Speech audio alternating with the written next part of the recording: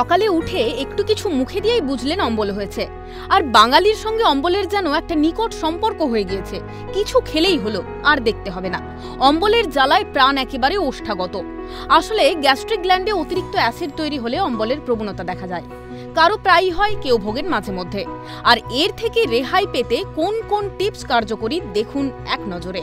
কথায় কথায় অম্বল হওয়ার প্রবণতা থাকলে রোজ কলা আর তরমুজ খেলে ভালো। তাতে অনেকটাই নিয়ন্ত্রণে থাকে অম্বল। এমন পরিস্থিতিতে সাহায্য করবে শশাও।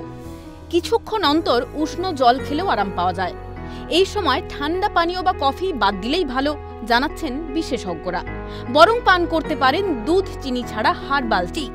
প্রত্যহ নিয়ম করে 1 গ্লাস ঠান্ডা দুধ খেলেও এই অসুবিধা থেকে রেহাই মিলবে। হঠাৎ অম্বল হয়ে গেলে 1 গ্লাস ডাবের জল শরীরের ভেতর জ্বালাভাব দূর করতে সাহায্য করে, কারণ ডাবের জলও অম্বল সারানোর ক্ষমতা রাখে। এছাড়া আদা খেলে অম্বলের সময় বেশ আরাম পাবেন। বাড়িতে রাখতে পারেন আদার গুঁড়ো। তবে মনে রাখবেন, অতিরিক্ত মদ্যপান এবং ধূমপান অম্বলের আশঙ্কা বাড়ায়।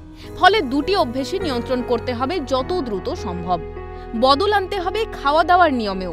বিশেষ করে ঘুমোতে যাওয়ার অন্তত 2 ঘন্টা আগে রাতের খাবার খেতে হবে। তবে হ্যাঁ, অম্বলের সমস্যা বাড়ে ঠিক সময়ে খাওয়া দাওয়া না করলে। ফলে রোজের খাওয়ার সময় নির্দিষ্ট রাখুন এবং মাছ মাংসের পাশাপাশি নানান ধরনের শাকসবজিও রাখুন রোজের ডায়েটে। এই টিপসগুলি মেনে চলুন আর অম্বলের সমস্যাকে বলুন গুড বাই।